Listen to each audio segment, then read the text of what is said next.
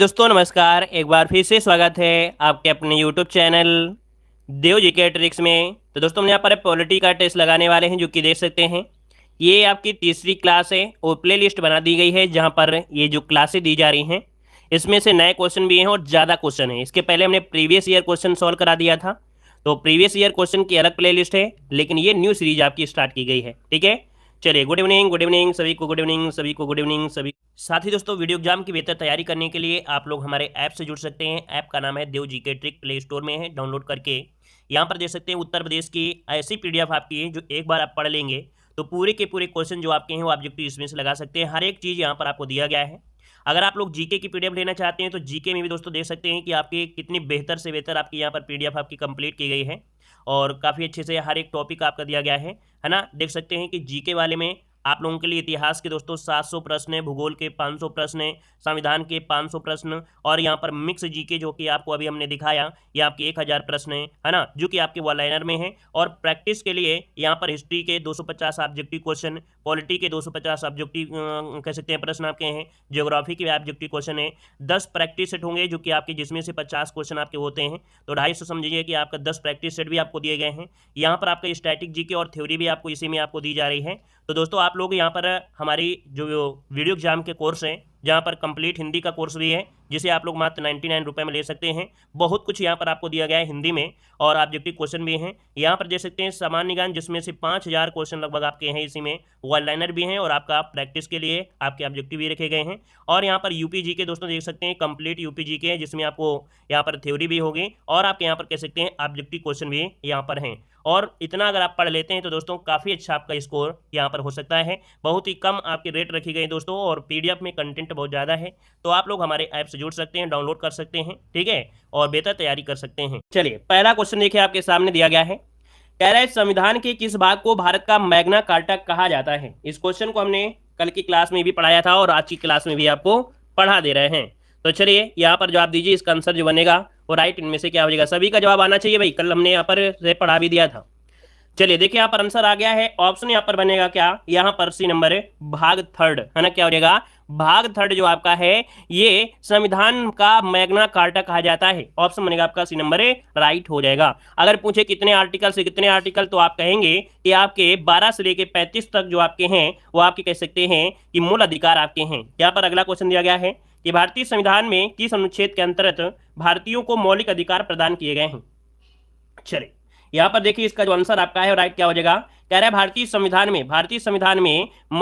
संविधान में जो अनुच्छेद हैं किसके मौलिक अधिकार के वो कितने हैं।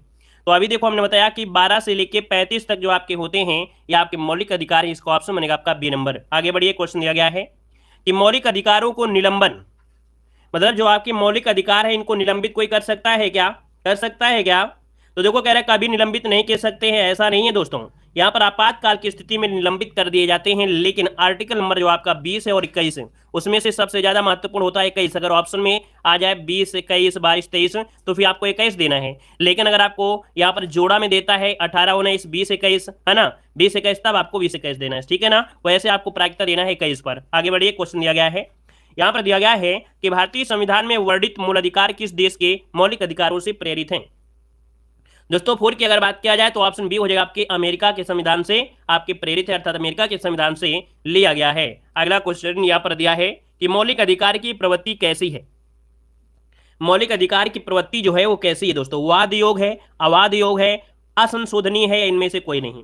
वाद मतलब होता है किसी पर वाद प्रतिवाद किया जाए, अर्थात कि अगर आपके मौलिक अधिकार का हनन हो रहा है तो आप क्या करेंगे, उस पर केस लड़ सकते हैं, हाई कोर्ट जा सकते हैं, सुप्रीम कोर्ट जा सकते हैं रिट का प्रयोग करके। तो इसका मतलब है कि मौलिक अधिकार का कमी होने पर याद रखिए ये वाद योग होते हैं। क्या, ये वाद योग होते हैं। लेकिन वहीं पर अगर नीति निर्देशक तत्व होते तो वो अवाद योग होते हैं। तो इसका आंसर क्या बनेगा, ए नंबर हो जाएगा। अगला क्वेश्चन दिया गया है कि मूल अधिकारों से संबंधित निम्नलिखित निर्णयों का सही कालक्रम इनमें से चुनना है।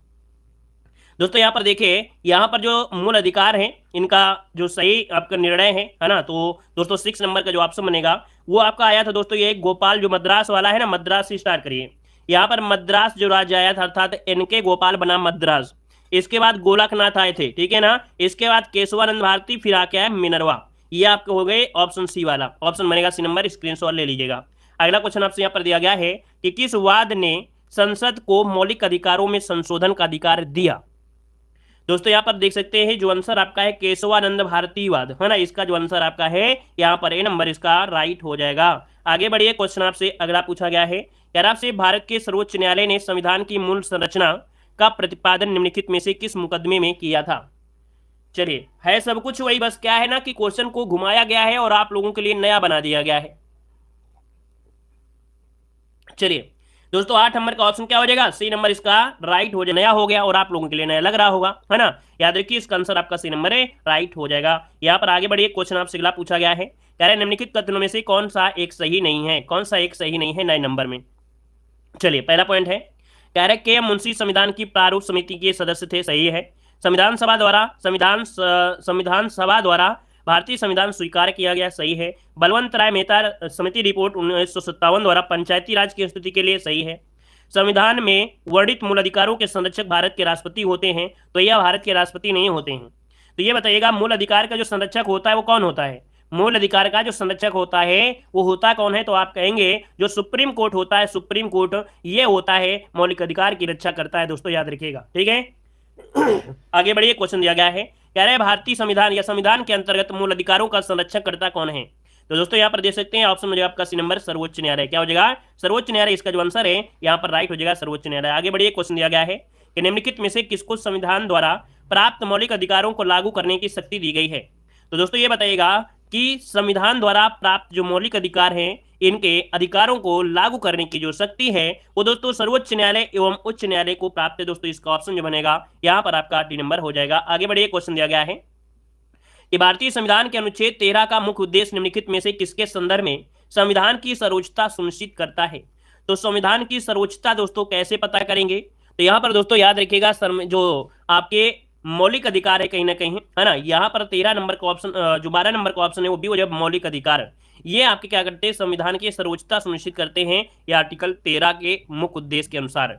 अगला क्वेश्चन आपसे दिया गया है, कह रहा आपसे धर्म आदि के आधार पर विभेद का भाव प्रतिषेध है, अर्थात भारत के संविधान का अनुच्छेद जो 15 है ये एक मूल अधिकार है जिसे इसके अधीन वर्गीकृत किया जाएगा। दोस्तों तो ये है आपका समता का अधिकार। दोस्तों याद रखिए 14 से लेके 18 तक समता का अधिकार है, दोस्तों याद रखिएगा, है ना। यहाँ पर दोस्तों देख सकते हैं, फिर इसके बाद स्वतंत्रता का अधिकार आपका है 19 से लेके 22 तक, फिर शोषण का है 23 से लेके आपके 24 है, फिर संस्कृति का अधिकार दोस्तों मिलेगा कितना? तो ये 25 से आपका 30 होता है, फिर इसके बाद होता है 32 नंबर वाला, ठीक है ना। तो आंसर आपका डी हो गया। आगे बढ़िएगा, कह रहा है भारतीय संविधान के अंतर्गत निम्नलिखित अधिकारों में से कौन सा एक अधिकार सभी व्यक्तियों को प्राप्त है? दोस्तों सभी व्यक्तियों को प्राप्त अधिकार है विधि के समान संरक्षण का अधिकार, है ना। याद रखिए विधि के समान अर्थात कानून जो आपके सभी के लिए समान है। यहाँ पर आंसर आपका ये नंबर है, राइट हो जाएगा। ये आर्टिकल नंबर 14 में दोस्तों दिया गया है, आर्टिकल नंबर 14 में ये दिया गया है। आगे बढ़िए, क्वेश्चन दिया गया है कि निम्नलिखित में से कौन सा एक सही है? चलिए देखते हैं। पहला पॉइंट दिया गया है कि भारतीय संविधान में मूल अधिकार को शामिल करने के लिए नेहरू रिपोर्ट 1928 में समर्थन किया था। देखो समर्थन दिया है ना। कह रहा भारत सरकार अधिनियम 1935 ने मूल अधिकारों को प्रथम श्रेय दिया था। अगस्त 1940 से मूल अधिकार शामिल किए गए। क्रिप्स मिशन मूल अधिकार प्रथम दिया गया। यहाँ गलत, ये गलत है, ये गलत है। ऑप्शन आपका हो जाएगा 15 में, ए नंबर इसका राइट हो जाएगा। दोस्तों ये समर्थन किया था दोस्तों 1928 की रिपोर्ट में, ठीक है। आगे बढ़िए, क्वेश्चन आपसे अगला पूछा गया है कि भारतीय संविधान में समता का अधिकार 5 अनुच्छेदों द्वारा प्रदान किया गया है। चलिए ये जो 5 अनुच्छेद हैं कौन से हैं? तो अभी हमने बताया 14 से लेके 18, तो 14, 15, 16, 17, 18, मतलब ऑप्शन क्या बन गया? यहाँ पर बन गया सी नंबर। 14 से लेके 18 तक हो जाएंगे सी नंबर। आगे बढ़िए, क्वेश्चन दिया गया है कि उच्च न्यायालय व्यक्तिगत स्वतंत्रता के लिए निम्नलिखित में से किस रिट को जारी कर सकता है? दोस्तों यहाँ पर जो उच्च न्यायालय होता है किसी व्यक्ति की व्यक्तिगत स्वतंत्रता के लिए अगर कोई हनन हो रहा है तो उसके लिए दोस्तों यहाँ पर रिट जारी की जाती है बंदी प्रत्यक्षीकरण। इसका जो ऑप्शन है यहाँ पर सी हो जाएगा। अगला क्वेश्चन दिया गया है कि संविधान के किस अनुच्छेद में विधि के समान संरक्षण का प्रावधान है? तो दोस्तों यहाँ पर देख सकते हैं 18 का ऑप्शन क्या हो जाएगा? अभी बताया विधि के समक्ष जब भी आए तो यहाँ पर हो जाएगा आपका अनुच्छेद 14। विधि मतलब होता है दोस्तों कानून के लिए सबके लिए बराबर बनी है, तो यहाँ पर आंसर आपका सी हो जाएगा, राइट, है ना। लेकिन आज के समय में ऐसा है नहीं दोस्तों, है ना। आज के समय में पैसे वालों को कानून ज्यादा चलता है और रात भर में केस को पलट देते हैं, क्योंकि पैसा दे देंगे तो बड़े से बड़े यहाँ पर एक्टर जो होते हैं जिनके बच्चे फंस जाते हैं कहीं केरोन में, कहीं हेरोइन में, है ना, कोई किसी में, तो बाद में क्या होता है फिर दिक्कतें होती हैं, वो पैसे से क्या करते हैं सब छुड़ा देते हैं। तो उनके लिए फिर घुमा फिरा के हो जाता है। दोस्तों यहाँ पर देखो, बंदी बनाए गए व्यक्ति के मौलिक अधिकारों की रक्षा किस अनुच्छेद में प्रदत्त है। अर्थात किसी व्यक्ति को बंदी बनाया गया है दोस्तों, तो उनका भी एक मौलिक अधिकार है दोस्तों, इनकी रक्षा जो होगी वो होगी किसके माध्यम से। तो यहाँ पर आंसर हो जाएगा डी नंबर है, अनुच्छेद 22 के तहत होगा। अनुच्छेद 22 में दोस्तों यहाँ पर आंसर है, यहाँ पर डी नंबर। ठीक है, अगला है, कह रहे हैं भारत में मौलिक अधिकारों के संबंध में निम्नलिखित वक्तव्यों पर विचार कीजिए और नीचे दिए गए कूटों से सही विकल्प आपको चुनना है। दोस्तों 20 नंबर में यहाँ पर कूट दिया गया है, और कूट दिया है तो चलिए यहाँ पर बताइए क्या हो सकता है। कह रहा है ये राज्य कृत्य के विरुद्ध एक गारंटी है। क्या मौलिक अधिकार जो है ये व्यक्तियों का विचार कीजिए और नीचे कूट में से चुनाव करना है। ये राज्य कृत्य विरुद्ध एक गारंटी है। ठीक है, ये संविधान के भाग 3 में है, ये भी सही दिया गया है। ठीक है, फिर ये सामाजिक आर्थिक और राजनीतिक तो भाई नहीं देते हैं, हमने आपको बताया था। सामाजिक आर्थिक ये आपका नहीं है, क्योंकि सामाजिक आर्थिक किस मिलता है, आपके मिलता है नीति निर्देशक में, है ना। हाँ गुरुजी, गांजा हीरोइन में के मामले में पकड़े गए, हमने कोई पकड़ा गया था। तो दोस्तों यहाँ पर देखिए, यहाँ पर नीति निर्देशक में है। संयुक्त राज्य अमेरिका में मौलिक अधिकारों की विल की भांति नहीं है, तो देखो नहीं शब्द आपका दिया, यहाँ से ये गलत हो गया। मतलब देखो देखो क्या हो गया, यहाँ पर तीसरा गलत है, चौथा गलत है, क्योंकि साफ साफ पता चल गया है। तो आंसर आपका मिलेगा 1 और 2 आपका आंसर है, राइट हो गया है। आगे बढ़िए, क्वेश्चन आपसे दिया गया है, यहाँ पर दिया है भारत के संविधान में शोषण के विरुद्ध अधिकार के अंतर्गत निम्नलिखित में से कौन शामिल है। दोस्तों शोषण के विरुद्ध अधिकार जो कि आपके 23 और 24 आर्टिकल में मिलेगा। और यहाँ पर देख सकते हैं, आपसे कह रहा है मानव देह व्यापार बंधुआ मजदूरी निषेध, है ना, जो कि आपके 23 में मिलता है, मतलब ये सही है। अस्पृश्यता उन्मूलन दोस्तों आर्टिकल नंबर 17 में, इसका मतलब यहाँ से ये गलत हो जाएगा, यहाँ से ये गलत हो जाएगा। अल्पसंख्यकों के हितों की सुरक्षा दोस्तों यहाँ से ये गलत हो जाएगा। ठीक है, ये 16 में दिया गया है। कारखाने और खदानों में बच्चों के नियोजन का निषेध है, मतलब ये हो जाएगा। तो ऑप्शन देखो बन रहा है यहाँ पर 1 और 4, यहाँ पर आंसर राइट हो जाएगा। पॉलिटी को आराम से पढ़ोगे तो समझ में आएगा, लेकिन पढ़ना ही नहीं चाहते हो तो समझ में क्या आएगा, कुछ नहीं आएगा। कह रहा है किस क्षेत्र में सेना विधि, क्या किस क्षेत्र में सेना विधि जो बोलते हैं मार्शल लॉ लागू होने पर संविधान के किस अनुच्छेद के अंतर्गत मूल अधिकारों पर निर्बंध लगाया जा सकता है। अर्थात किसी भी क्षेत्र में अगर मार्शल लॉ लागू हो गया दोस्तों, तो ऐसी स्थिति में क्या होगा, ऐसी स्थिति में क्या हो जाएगा। तो यहाँ पर जो आपका 22 का ऑप्शन है वो आपका सी हो जाएगा, अनुच्छेद 34 जिसका आंसर आया है राइट हो जाएगा। 34 होता है, 35 नहीं लगाना है, 34 बनेगा। अगला क्वेश्चन यहाँ पर दिया गया है कि संविधान के किस अनुच्छेद के अंतर अस्पृश्यता का उन्मूलन किया गया है। तो ऑप्शन बनेगा यहाँ पर सी नंबर अनुच्छेद 17 जिसको ऑप्शन आया है दोस्तों राइट हो जाएगा। अगला क्वेश्चन दिया गया है सूची फर्स्ट का सूची सेकंड से यहाँ पर सुमेल करना है। मौलिक अधिकार में ऐसे ही क्वेश्चन आपको देखने को मिलता भी है दोस्तों। यहाँ पर इसका मिलान करिए, जितने लोग यहाँ पर जुड़े सभी लोग मिलान कर डालिए जल्दी से। 24 नंबर को क्या बन सकता है, तो देखिए उपाधियों का निषेध किया गया था आर्टिकल नंबर आपके 18 में दोस्तों, यहाँ पर 3 हो जाएगा। धार्मिक मामले की जब बात आती है तो दोस्तों याद रखिए अनुच्छेद जो आपका है 26, है ना, यहाँ पर धार्मिक मामलों की स्वतंत्रता का जो प्रावधान है यह अनुच्छेद 26 हो जाएगा। अल्पसंख्यकों की भाषा संरक्षण, यहाँ पर भाषा दे दिया है दोस्तों, और भाषा दे दिया है तो यह अनुच्छेद 29 में आपका है। और शिक्षा का अधिकार दोस्तों आपके अनुच्छेद 21 के फर्स्ट में दिया गया है। मतलब आपका हो गया 3 4 1 2। देखिए कितना प्यारा सा क्वेश्चन बन गया है, 3 4 1 2। तो आंसर देखिए आपका क्या हो गया, यहाँ पर आंसर आपका बन गया कौन सा भी, ऑप्शन बन गया आपका 3 4 1 2, ऑप्शन बन गया आपका डी नंबर। आगे बढ़िए, क्वेश्चन दिया गया है कि हाल ही में परिभाषित किया गया निजता का अधिकार किस अनुच्छेद के अंतर्गत जाना जाता है। चलिए, निजता का अधिकार जो है दोस्तों एक ऐसा अधिकार है, कौन से आर्टिकल में है। चलिए, जो आपका आधार कार्ड है ना दोस्तों, यह आधार कार्ड आपके निजता का अधिकार में आता है, ठीक है ना दोस्तों। यहाँ पर याद रखिए इसको जो रखा गया है वो ऑप्शन ए में अनुच्छेद 21 में से रखा गया है। किसमें, ऑप्शन ए नंबर इसका राइट हो जाएगा। अगला क्वेश्चन आपसे दिया गया है कि भारतीय संविधान में स्वतंत्रता का अधिकार किस अनुच्छेद में वर्णित किया गया है। तो स्वतंत्रता का अधिकार दोस्तों अभी हमने बताया कि आपके 19 से लेकर आप 22 तक जो भी अनुच्छेद होंगे सभी में स्वतंत्रता संबंधी प्रावधान किए गए हैं।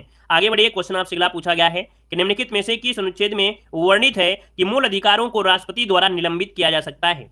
तो दोस्तों राष्ट्रपति निलंबित तभी करेंगे जब आपातकाल की समस्या आएंगी। तो यहाँ पर देखिए आंसर हो जाएगा आपका यहाँ पर आपका 19। मतलब कह सकते हैं जितनी भी स्वतंत्रता होती है दोस्तों वो खत्म कर दी जाती हैं यहाँ पर जब आपातकाल की स्थिति आती है। तो आंसर आपका डी हो जाएगा। और कुछ लोग कह रहे हैं 20 हो जाएगा। 20 कैसे होगा भाई, यहाँ पर 20 तो खत्म ही नहीं होता है, 20 और 21 खत्म ही नहीं होता है, तो फिर कैसे समझ रहे हो, कैसे समझ के जवाब दे रहे हो। यहाँ पर कह रहा है निलंबित, मतलब आपका अनुच्छेद जो 19 जो आपकी स्वतंत्रता है ये सब खत्म कर दी जाती है। ठीक है, आगे बढ़िए कि भारतीय संविधान के किस अनुच्छेद में भाषण और अभिव्यक्ति, भाषण मतलब जो बोलते हैं दोस्तों अपने विचार भी व्यक्त करते हैं, इनकी स्वतंत्रता दोस्तों मिलती है आपके ऑप्शन बी अनुच्छेद 19 में दोस्तों। याद रखिए इसका जो आंसर है आपका बी हो जाएगा, क्योंकि 19 को आपके कई भागों में डिवाइड किया गया दोस्तों। आगे बढ़िए, क्वेश्चन दिया गया है कि भारतीय संविधान का कौन सा अनुच्छेद व्यक्ति के विदेश यात्रा के अधिकार को संरक्षण प्रदान करता है दोस्तों?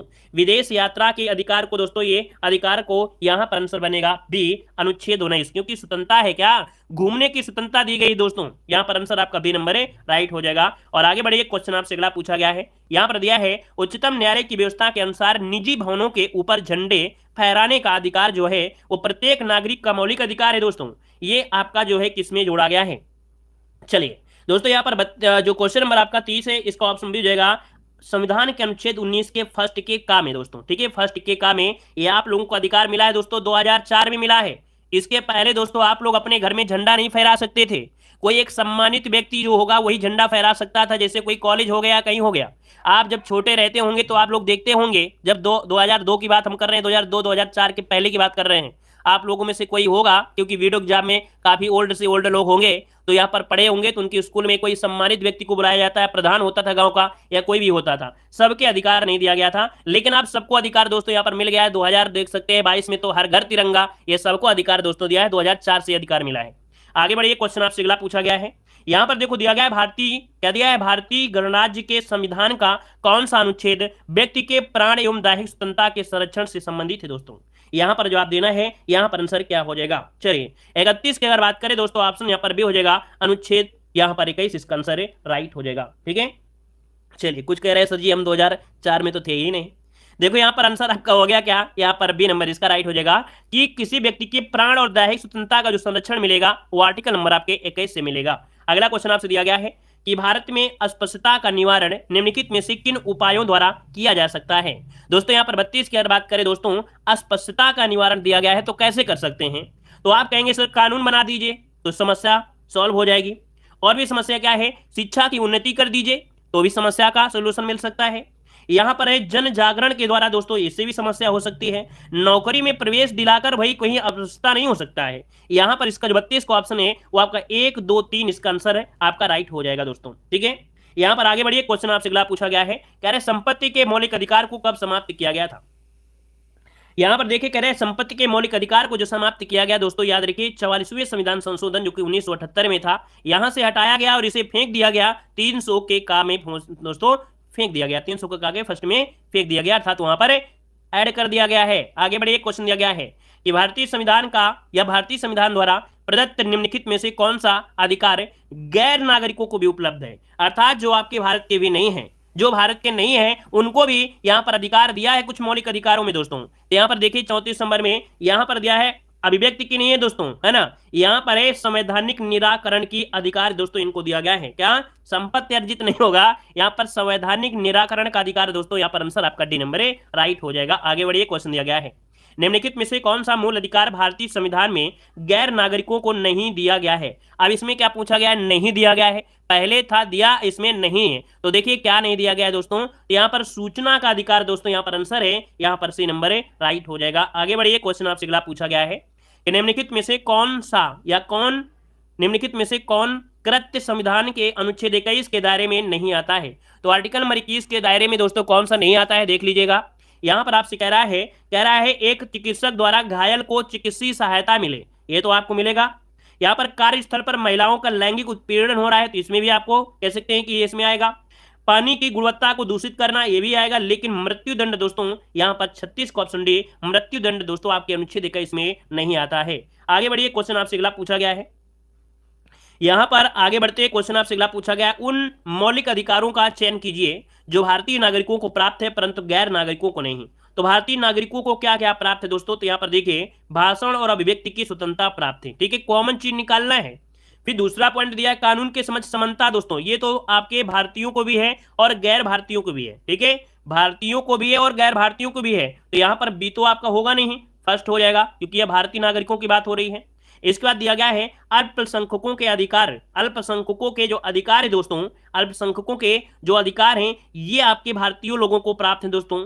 जीवन और स्वतंत्रता का संरक्षण दोस्तों भारतीयों को भी है और गैर भारतीयों को भी है। मतलब यहां पर आंसर आपका हो गया 1 और 4 बनेगा, है ना, 1 और 3 बनेगा, 1 और 3, तो 1 और 3 इसका आंसर आपका ए नंबर है, राइट हो गया दोस्तों। ठीक है, 4 नहीं है, यहां पर कह रहा है भारतीयों को, मतलब गैर भारतीयों को नहीं है, तो भाई कौन सा नहीं है, तो यहाँ पर ऐसे लगाना था। आगे बढ़िए, क्वेश्चन दिया गया है, कह रहा है निम्नलिखित में से कौन सा भारतीय संविधान में निहित समता के मौलिक अधिकार में सम्मिलित नहीं है। तो समता का अधिकार आर्टिकल नंबर 14 से लेके कहां तक होता है, 18 तक होता है।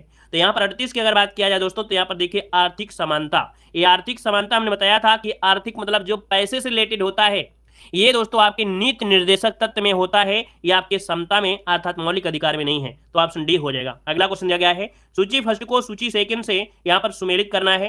तो दोस्तों यहाँ पर देखो, आप लोगों को रिट नहीं याद होती कि रिट का मतलब होता क्या है ना। देखो रिट, ये आपके सामने इसका अर्थ भी दे दिया है, और ये समझ लीजिएगा कि इसका अर्थ यही होता है, शॉर्टकट में पूरा समझ जाएंगे। चलिए दोस्तों, 39 नंबर में देखिए क्या इसका सही है। यहां पर दिया गया है बंदी प्रत्यक्षीकरण। तो दोस्तों यहाँ पर बंदी प्रत्यक्षीकरण क्या बनेगा, बंदी प्रत्यक्षीकरण जो है ये क्या बन सकता है। तो चलिए यहाँ पर सवाल करते हैं दोस्तों। यहाँ पर हो जाएगा व्यक्ति को शारीरिक उपस्थिति करना है, यहाँ पर आपका बनेगा 4। इसका अर्थ ये होता है, यहाँ पर 4 हो जाएगा। परमादेश का मतलब क्या होता है दोस्तों, परमादेश का मतलब क्या होता है, परमादेश होता है हम आदेश देते हैं, तो यहाँ पर इसका 3 हो जाएगा। प्रतिषेध क्या होता है, प्रतिषेध दोस्तों होता है मना कर देना, क्या होता है, मना कर देना, तो यहाँ पर इसका 5 हो जाएगा। अधिकार पर अच्छा मतलब क्या होता है, तो दोस्तों उसका होता है कि किस अधिकार से, क्या किस अधिकार से। तो यहाँ पर कहाँ गया भाई, उत्प्रेषण, उत्प्रेषण आपका होगा ना भाई, यहाँ पर उत्प्रेषण मतलब देखो कहां तक, प्रतिषेध तक आ गए थे, प्रतिषेध तक हम लोग आ गए थे। उत्प्रेषण मतलब होता है मतलब मंगा लेना, उत्प्रेषण मतलब होता है मंगा लेना होता है, ठीक है। इसके बाद हम आते हैं कहां पर, अधिकार पर अच्छा मतलब होता है कि किस अधिकार से, किस अधिकार से। तो यहाँ पर 1 हो जाएगा, यहाँ पर 2 हो जाएगा। देखो क्या बन रहा है, 4 3 5 1 2, 4 3 4 3 5 1 2, ऑप्शन सी हो जाएगा, ठीक है। आगे बढ़िए, क्वेश्चन दिया गया है कि निम्नलिखित में से कौन सा अधिकार मौलिक अधिकार से हटाकर एक सामान्य कानूनी अधिकार बना दिया गया है। तो दोस्तों यहाँ पर देख सकते हैं, यह है संपत्ति का अधिकार, ऑप्शन बी राइट हो जाएगा। अगला क्वेश्चन दिया गया है, निम्नलिखित में से किस आधार पर नागरिक की विचार एवं अभिव्यक्ति की स्वतंत्रता प्रतिबंध नहीं लगाया जा सकता है। दोस्तों यहाँ पर देख सकते हैं कि कोई भी व्यक्ति है तो उसके विचार और अभिव्यक्ति की स्वतंत्रता है, उस पर प्रतिबंध नहीं लगा सकता है। ये आपके देख सकते हैं कौन से नागरिक होते हैं दोस्तों, यहाँ पर आपका डी अवांछित आलोचना, मतलब कि किस आधार पर, तो दोस्तों अवांछनीय आलोचना के आधार पर नागरिक की विचार और अभिव्यक्ति की स्वतंत्रता प्रतिबंध नहीं कर सकता है। तो यहाँ पर आपका डी नंबर ये हो जाएगा। अगला क्वेश्चन दिया गया है कि स्वतंत्रता के अधिकार के भाग के रूप में निम्नलिखित में से कौन सा बिना हथियार के शांतिपूर्ण ढंग से इकट्ठा होने की स्वतंत्रता के अंतर्गत नहीं आता है। तो दोस्तों ये आर्टिकल नंबर 19 में कुछ स्वतंत्रताएं दी गई हैं, कुछ स्वतंत्रताएं दी गई हैं। तो इसमें कह रहा है कि कौन सा बिना हथियार के शांतिपूर्ण ढंग से इकट्ठा होने की स्वतंत्रता के अंतर्गत नहीं आता है। तो कह रहा है ऐसे अधिकारियों का घेराव जो अपना कर्तव्य नहीं निभाते हैं। तो पहला ही पॉइंट दोस्तों यहाँ से आपका गलत दिया गया है, यहाँ से पहला ही पॉइंट क्या हो गया है, आपका गलत हो गया है। अगला पॉइंट दिया है शांतिपूर्ण इकट्ठा होना, एकत्रित जनता जिसको हथियार नहीं रखना है, ये भी सही है। इस अधिकार के अभ्यास पर राज्य कानून बनाकर तर्कपूर्ण प्रतिबंध लगा सकता है। दोस्तों यहाँ पर पहला ऑप्शन यहाँ पर हो जाएगा। दोस्तों आगे बढ़िए, क्वेश्चन दिया गया है कि जोखिम भरे उद्योगों में बाल श्रम का उपयोग निषिद्ध किया गया है। यहाँ पर 43 नंबर में तो आप कहेंगे यहाँ पर भारत के संविधान द्वारा, सर्वोच्च न्यायालय के निर्णय द्वारा, संयुक्त राष्ट्र के चार्टर एक्ट के द्वारा, अर्थात सभी जगह से दोस्तों ये निषिद्ध किया गया है कि कोई भी जोखिम भरा कार्य होगा तो उसमें से बच्चे को कार्य नहीं करा सकते हैं। तो यहाँ पर डी नंबर इसका हो जाएगा, उपयुक्त सभी के आधार पर। किसी ने एक दिन स्टेटस में लगाया था कि यहाँ पर अगर बच्चा 14 साल के नीचे है उसको काम करने पर मना किया जाता, वहीं पर यहाँ पर फिल्म में क्या होता है, छोटे छोटे बच्चों को ले लिया जाता है। तो दोस्तों यहाँ पर इसमें से कि 14 साल के बच्चे को नॉर्मल बच्चे से मना कर रहे हो, लेकिन फिल्म में तो छोटे छोटे ले लेते हो। लेकिन बात हो रही है जोखिम भरा कार्य न होना चाहिए, जोखिम भरे कार्य बच्चे से नहीं करवाना चाहिए भाई, है ना, कि आग लगाने वाला सिस्टम करवा दो, ये नहीं होना चाहिए। तो याद रखिए फिल्म लेते हैं लेकिन जोखिम भरा कार्य वाला होना नहीं चाहिए, ठीक है। आगे बढ़िएगा, यहां पर दिया गया है कि भारतीय संविधान का कौन सा अनुच्छेद बच्चों के शोषण के विरुद्ध अधिकार, मौलिक अधिकार से संबंधित है। तो बच्चों के शोषण से संबंधित, और शोषण से संबंधित है तो आपका अनुच्छेद हो जाएगा 24 नंबर, क्योंकि बच्चों की बात कर दिया दोस्तों, सिर्फ बच्चों की बात कर रहा है। लेकिन अगर मनुष्य की बात कर देता हर एक प्रत्येक नागरिक की, तो हम लोग अनुच्छेद 23 लगा देते, लेकिन सिर्फ बच्चों की बात कर रहा है तो आपका अनुच्छेद 24 हो जाएगा, ठीक है। आगे बढ़िए, क्वेश्चन दिया गया है कि बंधुआ मजदूर उन्मूलन अधिनियम संसद ने कब पारित किया? तो दोस्तों बंधुआ मजदूर उन्मूलन, ये आर्टिकल नंबर 23 में ही है ना। जिनको पूरे पैसा नहीं मिलता है, जो इससे काम भी करा लेते हैं, उसका पूरे पैसे नहीं देते हैं, वो इसी में आता है आर्टिकल नंबर 23 में। तो ये दोस्तों ये अधिनियम जो पारित किया गया था 1976 में पारित किया गया, तो ऑप्शन हो जाएगा राइट। आगे बढ़िए, क्वेश्चन आपसे अगला पूछा गया है कि कौन सा सुमेलित नहीं है, कौन सा सुमेलित नहीं है 46 नंबर में। कह रहा है 23 में मानव दुर्व्यापार बाल श्रम का प्रतिबंध सही है, 24 कारखाना सही है, 26 धार्मिक कार्यों प्रबंध भी सही है, 29 में शिक्षण संस्थानों की स्थापना प्रशासन करने का अल्पसंख्यक वर्गों का अधिकार है। दोस्तों यहाँ पर आपका आर्टिकल नंबर ये 30 के बारे में बात है। ये जो दिया गया है वो आर्टिकल नंबर 30 के बारे में दिया गया है, 29 के बारे में नहीं दिया है, ये 30 के बारे में है। ठीक है, आगे बढ़िए, क्वेश्चन आपसे अगला पूछा गया है कि संपत्ति का अधिकार किस संविधान संशोधन द्वारा मौलिक अधिकारों से पृथक किया गया था? दोस्तों 47 नंबर में ऑप्शन जो बनेगा बी, ये है 44वें संविधान संशोधन, ऑप्शन बी हो जाएगा। आगे बढ़िए, क्वेश्चन दिया गया है अधिकारों को मूल अधिकार कहा जाता है क्यों? अधिकारों को मूल अधिकार कहा जाता है क्यों? वही वीडियो को भी लाइक करिएगा, थोड़ा सा आनंद आए क्लास में कि इतने लोग आनंद ले रहे हैं, पढ़ रहे हैं, मजा ले रहे हैं, अच्छी तरीके से ज्ञान का अर्जन ले रहे हैं। तो भाई पढ़ाने वाले को भी मोटिवेट रखना चाहिए कि नहीं रखना चाहिए? भाई आपका सामने कोई पढ़ा रहा है तो ये तो सोचेगा कि हाँ आप लोगों को रिजल्ट क्या होता है। भाई आप लोगों के द्वारा हमको रिजल्ट ये मिलता है कि आप लोग जब लाइक करते हैं तो हमें लगता है कि इस क्लास से फायदा है। पैसे तो हमको देखने में मिल जाता है जब आप लोग देखते हो, लेकिन लाइक से पता चलता है कि क्लास अच्छी थी, आपने देखा है और इसका हमें रिजल्ट मिला है। तो लाइक शेयर तो कर दिया करें सब लोग। चलिए दोस्तों 48 की अगर बात किया जाए दोस्तों, तो यहाँ पर देखिए कह रहा है कि मूल अधिकारों को मतलब अधिकारों को मूल अधिकार कहा जाता है क्यों? क्यों कहा जाता है? तो चलिए यहाँ पर क्वेश्चन को भी पढ़ते हैं। कह रहा है अधिकारों को मूल अधिकार कहा जाता है क्योंकि चलिए यहाँ पर देखिए पहला पॉइंट आपसे कह रहा है कि ये संविधान में उल्लिखित होते हैं, ये तो आपका सही दिया गया है। अच्छा, ये प्रजातांत्रिक होते हैं, ये प्रजातांत्रिक होते हैं, ये प्रजातांत्रिक होते हैं। तो दोस्तों ये तो आपका यहाँ पर नहीं होगा, है ना, प्रजातांत्रिक नहीं होगा। ये लोक कल्याणकारी होते हैं दोस्तों, लोक कल्याणकारी आपके नीति निर्देशक में आते हैं, लोक कल्याणकारी नीति निर्देशक में आते हैं। ठीक है, फिर है कि ये व्यक्ति विकास के लिए आवश्यक होते हैं, ये भी आपका सही है दोस्तों। फिर दिया है संसद इनके विरुद्ध कानून नहीं बना सकती है, तो ये भी दोस्तों यहाँ पर कहीं ना कहीं सही है, क्योंकि यहाँ पर जो संसद में बन चुका है, लिख चुका है, वही होगा। तो यहाँ पर इसका मतलब है आपका ये हो जाएगा। तो दोस्तों यहाँ पर देखिए 1, 4 और 5, 1, 4, 5 जो कि ऑप्शन सी नंबर इसका राइट हो गया। दोस्तों समझ गए होंगे कि जो मौलिक अधिकार होते हैं ये अधिकार दिए हैं, लेकिन प्रजातांत्रिक या कल्याणकारी ये आपके इसमें आपके नहीं है। आगे बढ़िए, क्वेश्चन दिया गया है कि संविधान के किस अनुच्छेद के अंतर्गत सिखों द्वारा कृपाण धारण करना एक धार्मिक स्वतंत्रता का अंग माना जाता है? दोस्तों यहाँ पर 49 नंबर का ऑप्शन देना है, क्या हो जाएगा? चलिए जल्दी से कमेंट करिएगा कि जो आपकी जो सिख लोग होते हैं कृपाण धारण करते हैं, है ना, तो उनके लिए स्वतंत्रता के अंग माना गया दोस्तों किसमें है? यहाँ पर दोस्तों 49 का जो ऑप्शन है यहाँ पर राइट हो जाएगा, क्या जल्दी से बताइएगा? 49 नंबर में ये हो जाएगा अनुच्छेद आपका 25, इसमें आंसर आपका अनुच्छेद 25 हो जाएगा। इसके तहत यहाँ पर जो आपके सिख लोग होते हैं पंच ककार उनके लिए आवश्यक होता है, केस कंगा जो भी होता है, बगल में छोटी सी चाकू। तो दोस्तों यहाँ पर जो चाकू होती है, छुरी होती है, उसकी भी एक लिमिट होती है कि इससे बड़ी लिमिट में आप हथियार नहीं रख सकते हो कि हमने कृपाण बोल दिया इसका मतलब आप तलवार रख लोगे बड़ी भारी, नहीं। एक जो परंपरा होती है उसके अनुसार एक लिमिटेशन होती है कि इससे बड़ा हथियार नहीं होना चाहिए आपके पास। ये आपका है 25 में। दोस्तों आगे बढ़िए, क्वेश्चन दिया गया है कि धार्मिक स्वतंत्रता के अधिकार के प्रावधान के अंतर्गत सम्मिलित है। तो धार्मिक स्वतंत्रता अधिकार में क्या क्या होता है? धार्मिक स्वतंत्रता आपको मिलती है तो उसमें क्या फायदा होता है? तो सबसे पहले धर्म का प्रचार करने का अधिकार है, अपने धर्म का प्रचार आप लोग कर सकते हैं। सिखों को कृपाण धारण करने का अधिकार इसी में रखा गया है दोस्तों। अगला दिया गया राज्यों को समाज सुधार विधि निर्माण का अधिकार भी इसी में आपको दिया गया है।